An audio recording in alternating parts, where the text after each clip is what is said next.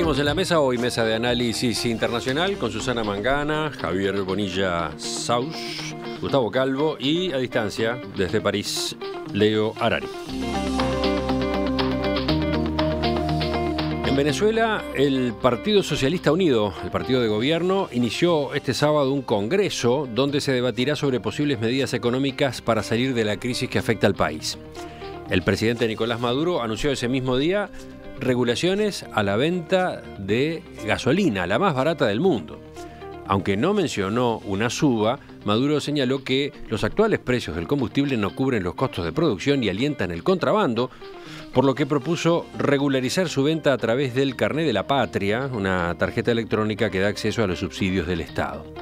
Por otro lado, Maduro informó el miércoles de la semana pasada que el 20 de agosto va a eliminar 5 ceros a la moneda, 2 ceros más de lo que se había previsto inicialmente, en medio de una inflación que, según el Fondo Monetario, podría llegar este año a 1.000.000%. Venezuela. Sí, a pesar de que Maduro se esfuerza por presentar esto, volvemos al mismo tema que el anterior desde el punto de vista de lo que no es. A pesar de que Maduro se esfuerza por presentar esto como un tema ideológico, intervención externa, etcétera, etcétera, etcétera, sigo afirmando, según mi punto de vista, que no son temas ideológicos. Es decir, hay un régimen, a diferencia de Nicaragua, quizás estén más balanceadas las fuerzas, quizás la oposición venezolana en algún momento también recurrió a la violencia. Tengo conocidos que me dicen que es así, digo, yo no estuve, así que no lo puedo decir a ciencia cierta. Está más partida en dos Venezuela, ¿no? De alguna manera, las fuerzas de la oposición han recurrido en su momento a acciones físicas, reales. La intervención de Estados Unidos, yo realmente en Venezuela no la veo demasiado, salvo por el financiamiento de la oposición y alguna otra cosa más. Pero Estados Unidos ¿Hay alguna sanción financiera? Sí, alguna sanción financiera, pero ha mantenido también cierto pragmatismo a Estados Unidos en el sentido de que le sigue comprando petróleo, digamos, de alguna manera no ha quemado los puentes, que digo, con el régimen desde el punto de vista económico. Y la situación actual es que Maduro está intentando crear una economía paralela.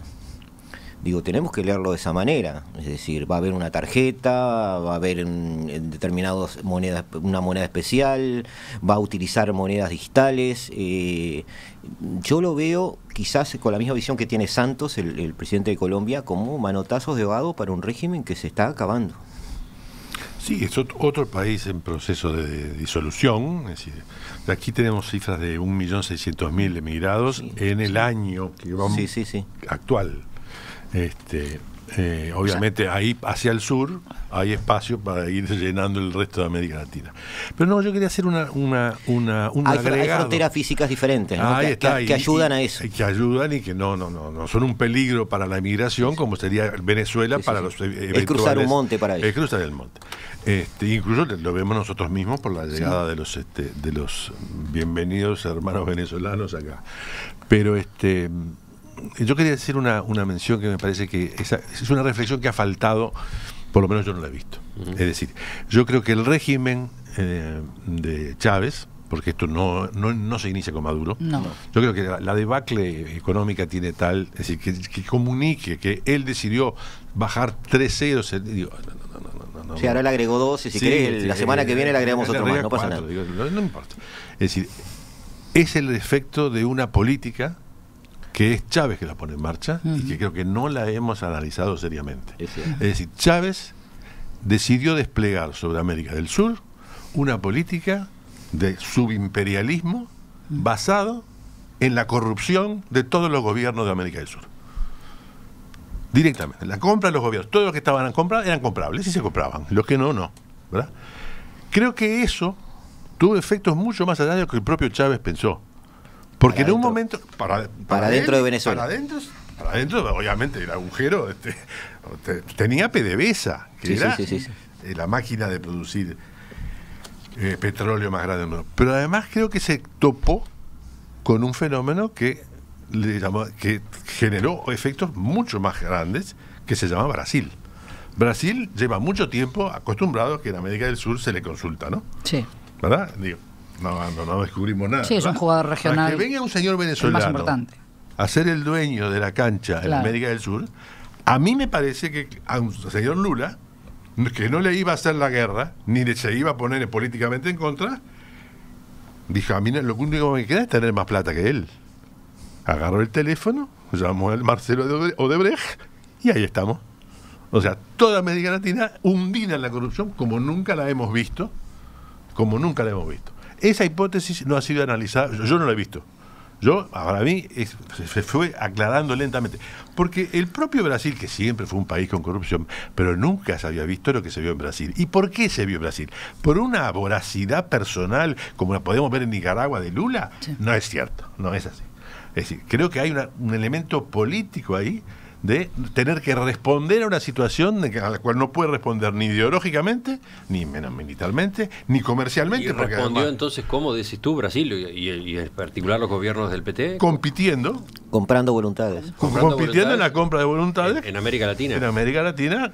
Es decir, compitiendo. Fomentando todo un esquema de corrupción.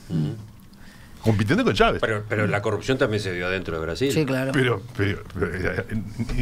necesariamente debe darse porque alguien tiene que poner la plata. Y como además Petrobras no es PDVSA, tuvo que recurrir a otras ramas que son poderosísimas en Brasil. Odebrecht, JBS, Dios. Entonces creo que todo el tema de Brasil tenemos que verlo con mucho cuidado porque realmente en Brasil eso generó una transformación realmente que yo no termino de darme cuenta de su magnitud. Pero insisto, me parece que hay... En Brasil había existido corrupción antes del fenómeno Chávez, ¿no? Sí, pero no lo que vimos con Lula. No sé si es que no había o no se anunciaba, no se comentaba como ahora, no se destapaba. Interesante este planteo de Javier, pero veníamos hablando de Venezuela por dentro, entonces... Venezuela, entonces, está el proceso, digamos, de inversión externa de Venezuela que internamente se destroza la economía y llegamos a esta discusión absolutamente surrealista en torno al número de ceros que se suprimen, como quien puede suprimir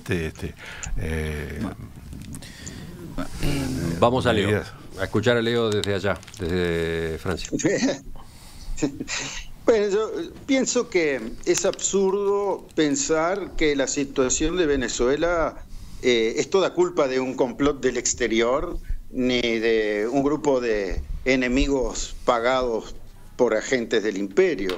Hay una enorme responsabilidad o incapacidad para gestionar la economía de ese país. Y me parece que está en una situación dramática. Y no se necesita ahí más elementos de análisis que el hecho del éxodo de la población. La gente no se va si se puede quedar. Claro. No deja sus cosas, sus amigos, sus trabajos, costumbres, la escuela de los niños, porque sí. Y lo están haciendo por decenas, cientos de miles. Eso es un síntoma muy grave. Y yo creo que esto lamentablemente va a tener un fin doloroso también. Esto para mí es un hecho de la realidad. También es un hecho de la realidad que se ha intentado por todos medios sacar el gobierno de Chávez del medio. Hubo intentos de golpe. Yo me acuerdo perfectamente bien el 11 de abril del 2002 cuando lo fueron a buscar al Palacio de Miraflores y se lo llevaron secuestrado, y como fueron por las lealtades de algunos militares y la movilización de la gente, lo devolvieron unos días después, Chávez. Pero hubieron montones de intentos. En esos intentos, por supuesto, que había participado la embajada, había evacuado gente antes de que pasara, tenían sistemas de radio que estaban funcionando en paralelo, es decir, pero eso no es novedad. A mí me preocupa muchísimo que esto no se arregle sino más. Quiero recordar también, porque me parece que es mi rol en esta mesa, que la primera salida del vicepresidente actual de los Estados Unidos, América Latina, fue para intentar ver si había condiciones para invadir Venezuela. Así lo dijo con claridad en Colombia, donde le dijeron que estaba loco, que iba a ser un problema mayor. No se olviden tampoco que el primer secretario de Estado de la actual administración americana, Rex Tillerson, era la cabeza de la petrolera Exxon, que tiene muchísimo interés en Venezuela. O sea que esas cosas tampoco se pueden dejar de lado. Entonces, sin duda alguna, un señor que dice que hay un pajarito que se le para en el hombro y le habla al oído, no me despierta particulares simpatías. pero tengo que reconocer que es un gobierno que intentó por todos los medios buscar legitimidad y que incluso cuando llaman a elecciones que han sido muy cuestionadas, con una parte muy importante de la oposición que no participa, igual hay millones y millones y millones de electores que van y depositan su voto. Entonces, han hecho lo que pudieron, yo creo que buena parte por incapacidad pudieron más. Pienso también de que han tenido sabotaje permanente, solo que también Cuba tuvo un bloqueo permanente y sin embargo logró construir mucho más. Entonces, la situación es bien compleja y estamos en un país que es un país grande, que es un país rico, que es un país con gente competente y que en este momento está sufriendo una hemorragia de población. No quiero de ninguna manera que toda esa terrible situación sirva de escudo para que después se haga una Venezuela peor, una Colombia, una Venezuela como la que fuera en otras épocas, una colonia.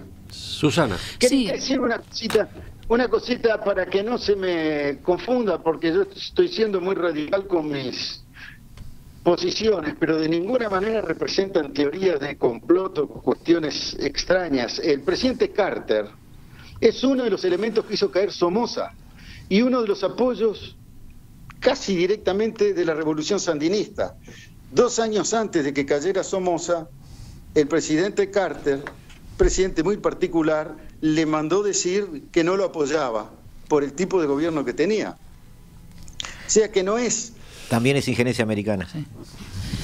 Susana, todavía no habló Susana, ¿verdad? No, me preocupa... Que sí, pero no siempre es negativa. Lo que quiero decir es que no es un homogéneo, el satán, el eje del mal. Claro. Es un gobierno, es un Estado que defiende sus intereses y que a veces también se los crea, como lo del destino manifiesto, claro. Se cree su propio verso y va muy lejos en el intervencionismo. Susana, no te dejan, no hay caso. Está bien.